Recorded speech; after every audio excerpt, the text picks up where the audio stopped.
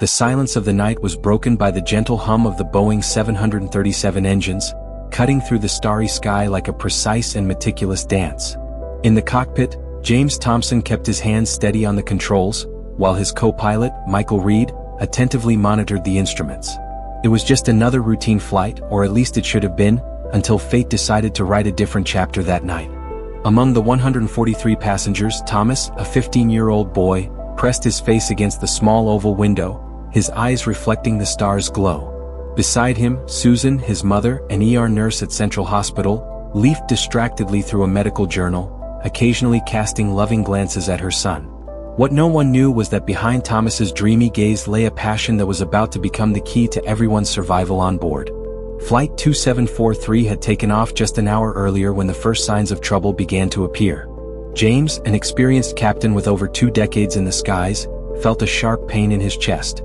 His hands, once steady on the controls, began to tremble slightly. Michael noticed the sudden change in the captain's behavior, but before he could react, James collapsed onto the controls. Michael's initial panic was controlled by years of training, but the reality of the situation hit him like a punch to the gut. He was alone in command of an aircraft with 143 lives on board, facing worsening weather conditions by the minute. The control panel lights flickered like restless stars, each one a reminder of the overwhelming responsibility now resting on his shoulders. The news of the medical emergency in the cockpit spread quickly among the crew. Susan, upon hearing the discreet call from the flight attendant for a healthcare professional, didn't hesitate to identify herself. As she was led to the cockpit, her motherly heart clenched at leaving Thomas alone, but her duty as a nurse took precedence. Thomas watched his mother disappear down the narrow aisle of the aircraft, his fingers drumming nervously on the armrest. His thoughts flew to the hundreds of hours he had spent on flight simulators on his computer, a passion his schoolmates often mocked, calling it a waste of time. Little did they know that those hours of dedication were about to make the difference between disaster and salvation. The sky, once serene, began to show its teeth. Dark clouds approached like silent predators, promising a storm that would turn that night into a test of endurance, courage, and unlikely heroism. As the aircraft continued its path through the darkness, fate was about to prove that sometimes heroes emerge from the most unexpected places and that dreams, no matter how improbable they may seem, can be the thread that guides us through life's fiercest storms. In the cockpit, Susan encountered a scene her emergency training could never have fully prepared her for. James was unconscious, his breathing irregular and shallow. Her years of experience in the ER took over. Her hands moved with precision as she assessed the captain's vital signs. Michael watched, torn between the need to keep the aircraft stable and concern for his flight companion. "I suspect it's a heart attack," Susan said with a professional calm that masked her own apprehension. "We need to land as soon as possible." Her words hung heavily in the already tense air of the cockpit. Michael nodded, aware that the situation had become even more critical. In the passenger cabin, Thomas felt his heart racing. The tense silence spreading among the flight attendants, the whispered conversations, the worried glances, all formed a puzzle that his young but keen intellect quickly pieced together. Something was very wrong. Michael's voice came over the speakers, controlled but tense. "Ladies and gentlemen, we are facing a medical situation that will require an unscheduled landing. Please remain seated with your seatbelts fastened." The words sparked a wave of worried murmurs among the passengers. Thomas closed his eyes, his mind wandering to the countless hours he had spent in his room, eyes fixed on the computer screen, memorizing every detail of the control panels, every emergency procedure. His mother always said he had his head in the clouds. But now, ironically, that was exactly where he was, and his knowledge could make all the difference. In the cockpit, the situation was deteriorating rapidly. Susan struggled to stabilize James while Michael faced an escalating battle against the weather conditions. The approaching storm was no longer just a distant threat, it was becoming an immediate and dangerous reality. "The pressure is dropping," Susan reported, her professional tone barely masking her concern. "We need specialized medical attention within an hour at most." Her words were punctuated by a distant thunderclap, as if the sky itself was emphasizing the urgency of the situation. Michael quickly assessed his landing options. The nearest airport was directly in the path of the incoming storm. The second closest required a significant course change, consuming precious fuel. Each choice carried its own risks, and time was running out to make a decision.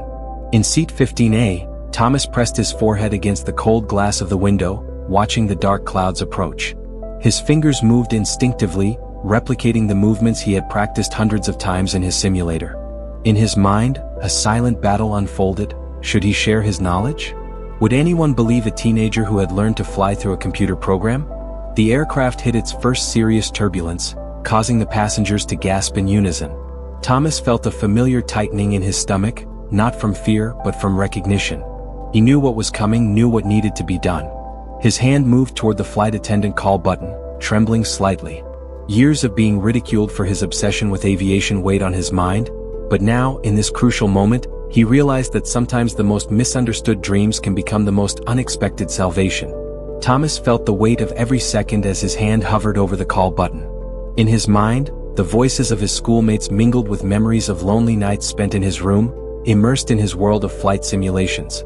His mother, Susan, always said his dreams would take him far. She just never imagined it would be so literal. In the cockpit, Susan worked to keep James stable, her experienced hands moving with studied precision, but her mother's heart ached for having left Thomas alone. She didn't know her son was about to turn this night into something that would forever change how she viewed his obsessive hobbies. Flight attendant Lisa noticed the call light flashing in row 15. She approached with a gentle smile, expecting another anxious passenger in need of comfort. Instead, she found Thomas's determined eyes. "I need to talk to the co-pilot," he said, his voice low but firm. "It's about the plane?" "Honey, everything is under control," Lisa responded automatically, but something in Thomas's expression made her pause. It wasn't the typical fear of a teenager, it was the quiet certainty of someone who knew exactly what was at stake. "Please," Thomas insisted, his words carrying a restrained urgency. "I know about this model's navigation system. I know how the autopilot works in storm conditions. I've spent years studying this." His hands trembled, but his voice remained steady. "My mom is up there helping the captain. Let me help too."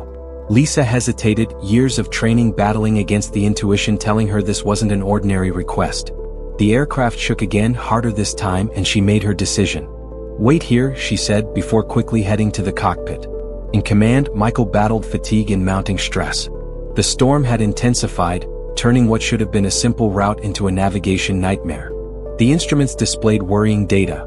The detour would consume more fuel than planned, and the landing options were dwindling along with the time. Susan shifted her focus between James and the monitors recording his vital signs. "He's stable for now," she reported, "but we need to get to the ground soon." Her words were interrupted by Lisa, who entered the cockpit with a peculiar expression. "Sir," she addressed Michael, "there's a passenger, a teenager. He says he can help with the navigation." Lisa paused, aware of how absurd it sounded. "He's the nurse's son." Susan's head shot up. "Thomas?" Her heart raced, years of memories flooding her mind.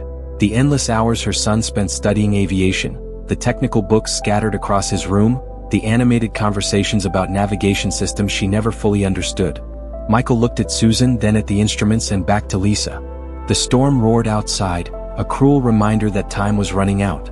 In that moment, he had to make a decision that could change the fate of everyone on board, whether to trust the improbable knowledge of a teenager passionate about aviation. Susan gazed at her son through the cockpit door, her heart overflowing with conflicting emotions. Thomas stood in the narrow corridor, his shoulders raised with a determination she had never noticed before. In that moment, she no longer saw the shy boy who spent hours isolated in his room. She saw a young man ready to turn his greatest passion into something much bigger than himself. "Let him in," Susan said softly, her voice carrying a mix of fear and pride. Michael hesitated, his hands steady on the controls, the weight of responsibility etched into every line of his face. The storm raged outside, reminding them all that every second of hesitation came at a price. Thomas entered the cockpit, his eyes instantly absorbing every detail of the control panel. Years of solitary study came to life before him. His gaze met that of co-pilot Michael, and in that moment, something shifted in the tense atmosphere of the cockpit. "The navigation system is overcompensating for the turbulence," Thomas said, his voice low but assured. "It's consuming more fuel than necessary." His fingers pointed to specific indicators on the panel, moving with the familiarity of someone who knew every button, every gauge. Michael studied the instruments, a new understanding dawning in his weary eyes. The kid was right. The automated system was battling the storm in a way that could jeopardize their chances of landing safely. Susan watched the scene, torn between her roles as a mother and a healthcare professional. James still needed constant care, but her heart swelled with overwhelming pride as she saw her son turn years of dedication into something so significant. "How do you know all this?" Michael asked as he adjusted the controls based on Thomas's observations. "Hundreds of hours in simulators," Thomas replied, a faint blush coloring his cheeks. "I learned every detail of this model, every emergency procedure. Everyone thought I was wasting my time, but..." His voice faltered for a moment, recalling the countless times he had been ridiculed for his obsession. "But you were preparing for this moment," Susan finished, her voice thick with emotion. Even without knowing, the aircraft jolted violently, snapping everyone back to the urgent reality of the situation. Michael looked at the updated instruments, now showing a more promising fuel consumption reading. "We need to decide on the alternative route," he said, his tone more confident. "Thomas, what do you suggest?" It was a surreal moment, a seasoned co-pilot seeking the advice of a teenager. But in that cockpit, on that night, conventional norms had no place. What mattered was knowledge, courage, and the willingness to trust when everything was at stake. Thomas closed his eyes for a moment, visualizing the maps and routes he had memorized in his endless study sessions. When he opened them again, there was a clarity in his gaze that made Susan hold her breath. Her son was no longer just a dreamer, he was someone whose dreams were about to save lives. The glow of the instruments reflected in Thomas's determined eyes as he charted an alternative route with a confidence that surprised everyone in the cockpit. His hands moved over the digital map with the finesse of someone who knew every curve, every altitude, every detail that could mean the difference between danger and safety. "There's a narrower corridor between the storm cells," Thomas explained, his voice gaining strength with each word. "If we adjust our altitude to 28,000 feet, we can avoid the center of the storm and save enough fuel to reach the regional airport." He paused, years of accumulated knowledge flowing naturally. "The crosswind will be strong, but less turbulent than our current route." Susan watched her son with silent tears in her eyes. How many nights had she spent worrying about his introversion, his isolation in a virtual world that few understood? Now, every hour Thomas had dedicated to his solitary studies was transforming into a chance for salvation for everyone on board. Michael analyzed the suggestion, his years of experience confirming the logic behind Thomas's plan. With a decisive nod, he began implementing the changes. The aircraft responded smoothly, as if it recognized the wisdom behind the new commands.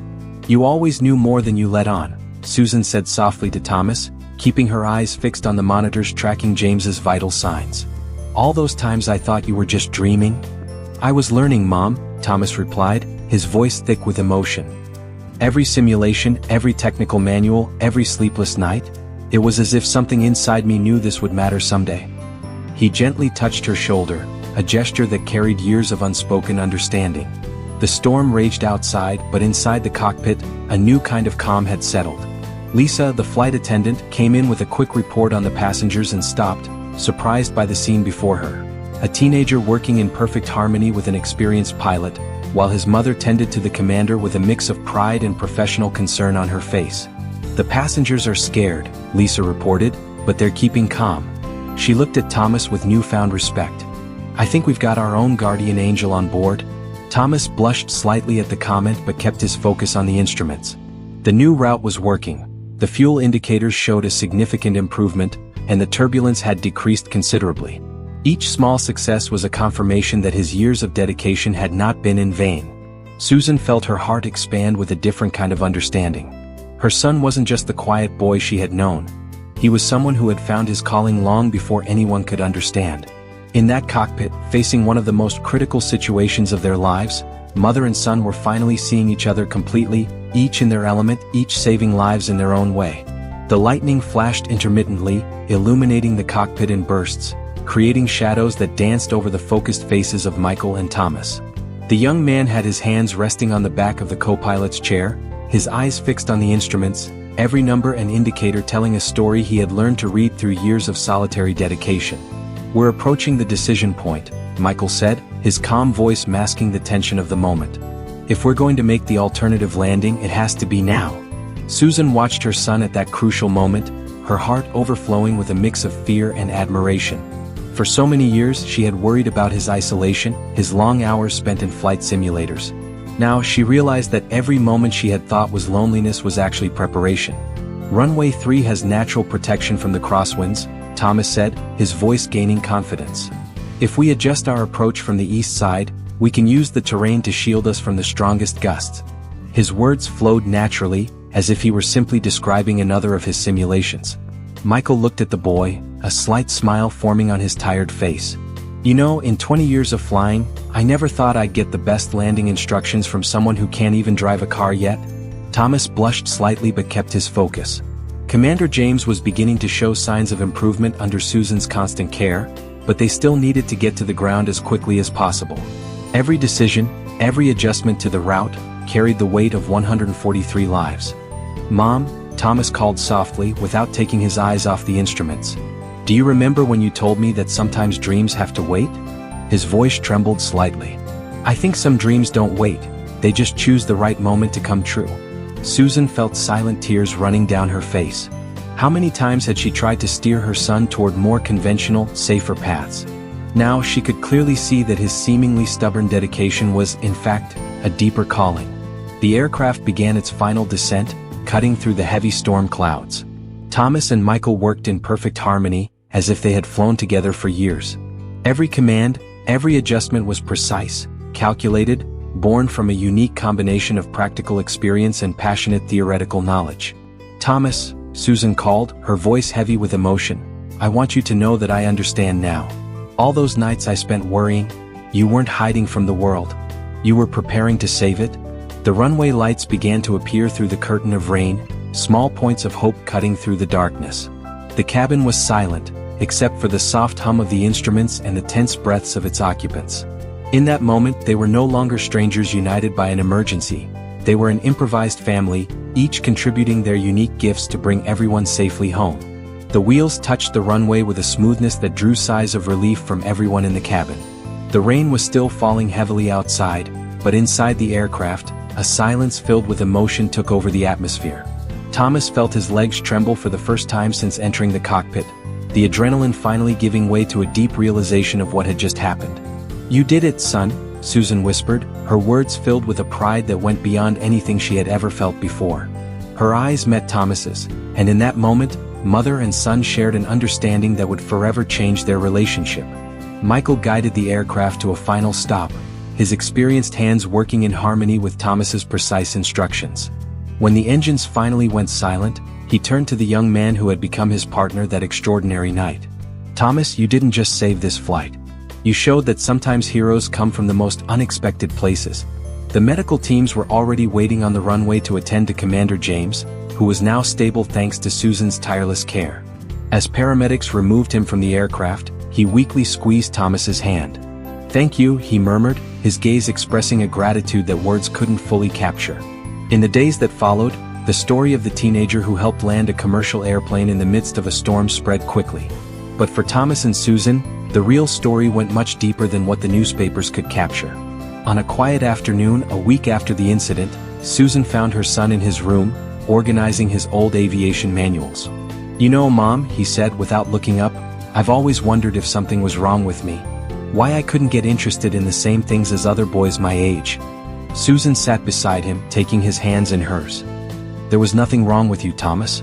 You were just following your heart even when no one else understood. That's not obsession, it's passion. And sometimes, the passion the world doesn't understand is exactly what the world needs most." Commander James made a full recovery and made it a point to become Thomas's mentor, guiding him on his journey to becoming a pilot. Michael also stayed involved, sharing his experiences and knowledge with the young man who had proven that age is just a number when it comes to competence and courage. The deepest transformation, however, happened in the relationship between mother and son.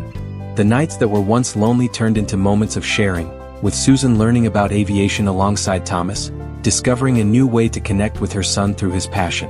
"Sometimes," Susan said to Thomas one of those nights, "we need a storm to show us our true strength. You didn't just save that flight, son. You taught me that love means accepting and celebrating who our children really are, not who we think they should be." Thomas smiled, a smile that carried the confidence of someone who had finally found his place in the world. "And you taught me, Mom, that sometimes the most misunderstood dreams are the ones with the power to change lives." And so, what began as a night of terror turned into a moment of revelation and rebirth, proving that sometimes it takes facing a storm to discover that we already have everything inside of us that we need to fly. Dear viewers, if this story touched your heart, please share your thoughts in the comments. If you want more intense and emotional stories like this, give a like and subscribe to the channel Soul and History. Your support helps us continue bringing these inspiring narratives that remind us of the transformative power of dreams and courage. Until the next story.